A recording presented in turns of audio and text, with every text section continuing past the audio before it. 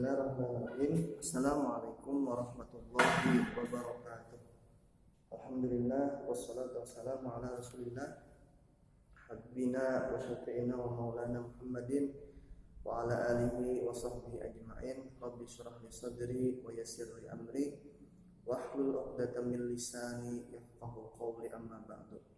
Alhamdulillah, anak-anak Bapak semuanya, hari ini pada pertemuan kali ini kita belajar fikih pertemuan kedua untuk kelas 11. Hari ini kita masih dalam pembahasan video sebelumnya, yaitu tentang syariat menikah. Nah, tetapi kalau video sebelumnya kita membahas tentang apa itu nikah, pengertiannya secara bahasa maupun secara definisi syariat, dan juga terkait landasan hukumnya pada video sebelumnya. Nah, pada video kali ini kita akan membahas tentang 2 poin juga. Yang pertama adalah hukum menikah. Apa sih hukumnya menikah? Wajibkah, sunnahkah, haramkah, makruhkah, dan lain sebagainya. Nah, yang kedua adalah tujuan pernikahan. Kalian atau kita manusia disuruh Allah untuk menikah. Apa sih tujuannya? Keuntungannya apa? Apa yang akan kita dapatkan setelah menikah?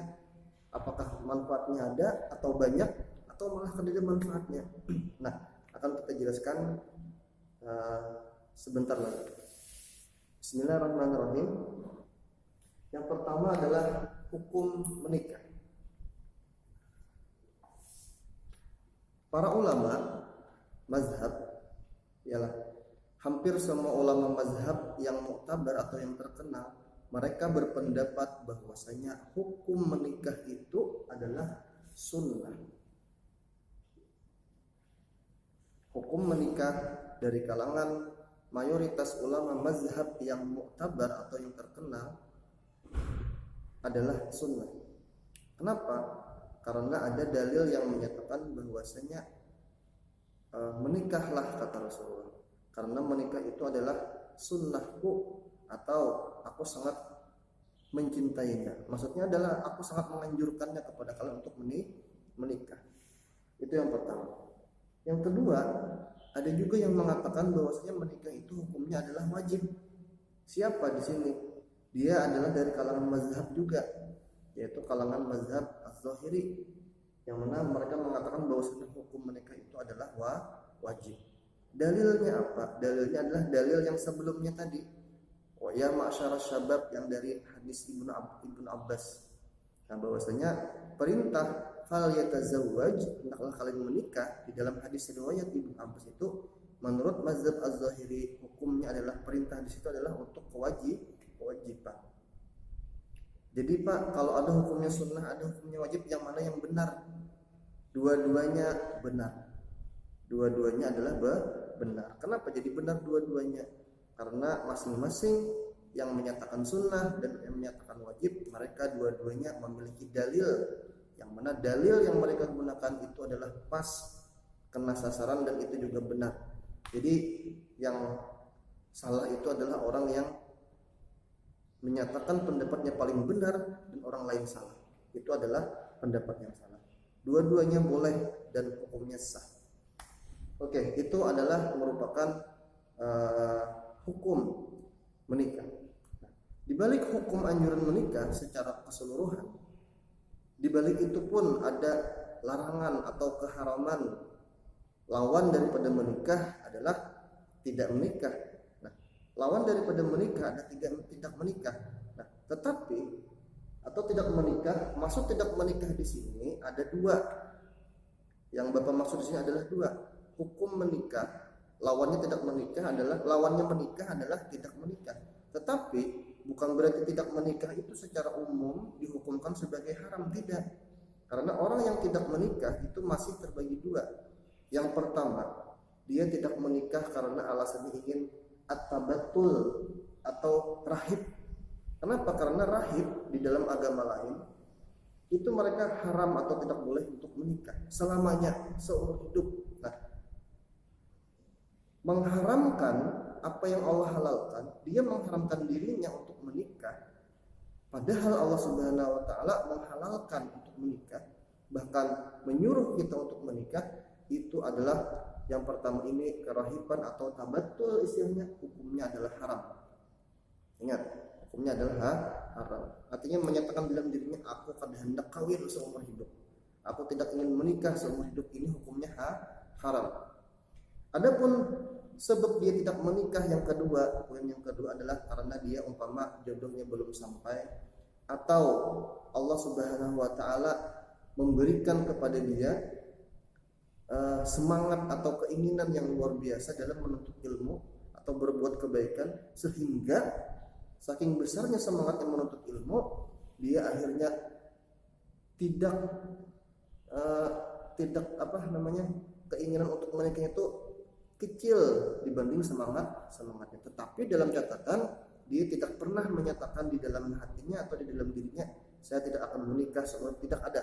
Nah, orang yang kadang sibuk dengan sesuatu hal seperti halnya menuntut ilmu, maka orang semacam ini adalah tidak mengapa dan hukumnya tidak haram. Hanya saja apa? Hanya saja Allah tidak memberikan atau belum memberikan kepada dia keinginan untuk menikah, dan begitu pula orang yang memang belum sampai jodohnya. Jadi orang yang poin pertama, orang yang tidak menikah karena ingin mengharamkan apa yang telah Allah halalkan, ini hukumnya haram. Adapun yang kedua, yang belum datang jodoh atau memang beliau itu sibuk karena menuntut ilmu, maka dia hukumnya tidak haram. Nah, jadi ini terkait tentang hukum nikah. Yang kedua adalah tujuan pernikahan. Apa tujuan pernikahan? Keuntungannya apa? Apa yang akan didapat ketika orang menikah? Nah, ternyata anak-anak sekalian, di sini ada banyak sekali tujuan dalam pernikahan. Dan Bapak kutip sebagian di sini. Nah, di antaranya adalah kalian mungkin pernah mendengar atau sering mendengar istilah bila ada kawan yang menikah, mudah-mudahan sakinah, mawaddah, warahmah. Nah, apa maksud sakinah, mawaddah, warahmah?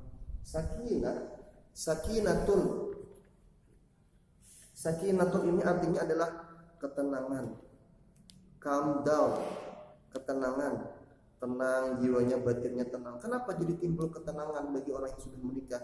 Karena apa yang diinginkannya dari gejolak biologis, dari tingginya perasaan biologisnya terhadap lawan jenis itu tercurahkan, itu terlampiaskan atau ditempatkan pada tempat atau jalur yang sah dan pas dan halal.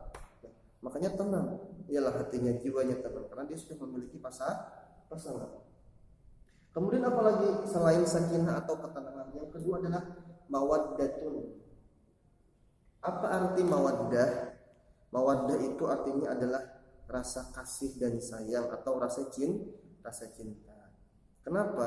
Karena Allah Subhanahu wa taala setelah beliau memberikan fitrah kepada manusia untuk berpasang-pasangan, karena fitrahnya sudah ada, bibit fitrahnya sudah ada, akhirnya Allah menimbulkan rasa kasih dan sayang antara laki dan perempuan. Setelah itu dibalut atau dimasukkan ke dalam akad pernikahan, kasih dan sayang antara laki-laki dan perempuan tadi itu akan menjadikan mawaddah atau rasa cinta. Nah, dan cinta tadi otomatis akan mendatangkan ketenangan. Nah, semacam itu. Dan cinta pun akan mendatangkan saling melindungi, saling mengayomi, semuanya harus saling. Kenapa harus saling? Karena inti atau poin orang suami istri itu adalah harus saling dua-duanya. Tidak boleh hanya suaminya, istrinya tidak. Tidak boleh sebaliknya hanya istrinya saja yang cinta, suami tidak, tapi harus saling mencintai. Yang ketiga adalah rahmah. Apa itu rahmah? Rahmah itu adalah kasih dan sayang. Nah, yang mana setelah dia mendapatkan ketenangan, dia saling mencintai dan akhirnya akan mendapatkan kasih dan sayang. Kasih dan sayang inilah adalah puncak daripada rasa yang Allah berikan kepada suami dan istri. Dan ini adalah puncaknya, kasih dan sayang. Selanjutnya apalagi keuntungannya adalah memenuhi kebutuhan batin, yaitu hubungan kebutuhan biologis. Yang selanjutnya adalah berketurunan. Orang yang menikah itu memiliki keturunan yang sah dan halal yang diridhoi oleh Allah Subhanahu wa taala. Sebaliknya, orang yang melangsungkan hubungan bebas tanpa sebelumnya ada pernikahan, maka anak yang hasil keturunan itu adalah anak yang tidak sah. Maksud tidak sah itu apa? Bukan berarti anaknya haram, tidak. Anak hasil pernikahan, anak hasil dari perzinahan, hukumnya bukan haram anaknya. Anaknya tetap baik, dia sesuai dengan fitrah yang Allah ciptakan. Yang haram itu adalah apa? Pekerjaan abah mamanya. Yang haram itu apa? Perzinahan abah mama. Itu yang haram. Anaknya tidak haram, anaknya tetap anak baik. Nah, tetapi halnya dia tidak sah menjadi anak daripada laki-laki yang atau bapaknya secara biologis tidak sah. Kenapa? Karena di situ nanti dia akan disebut Muhammad umpama anaknya laki-laki, atau umpama anaknya adalah Budi bin ibunya. Tidak boleh Budi bin abahnya. Kenapa? Karena ketika itu abah dan ibunya tidak melangsungkan hubungan pernikahan atau dihasilkan dari zina. Selanjutnya adalah meningkatkan ibadah atau nilai ibadah. Kenapa? Orang yang menikah, anak-anak sekalian, ibadah orang menikah itu lebih besar daripada ibadah orang yang belum menikah. Kenapa? Kalau orang menikah, dia banyak gangguan, banyak cobaan, banyak halangan, istrinya lah atau suaminya lah, macam-macam. Akhirnya itu bisa mengganggu dirinya.